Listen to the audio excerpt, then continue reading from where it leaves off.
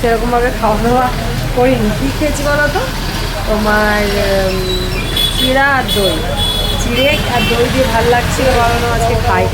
তো এখন প্রচুর খিদে পেয়ে গেছে। আমি চলে এসেছি এখন, আমার মামার ছেলের একটা দোকান আছে, তো চাউমিন টাউমিন পাওয়া যায়, সেখানে চলে এসেছি।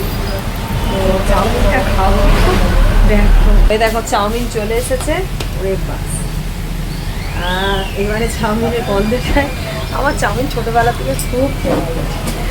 তো খাই, চলো তোমরা লোভ দিও না কিন্তু, ঠিক আছে? যে খাচ্ছি।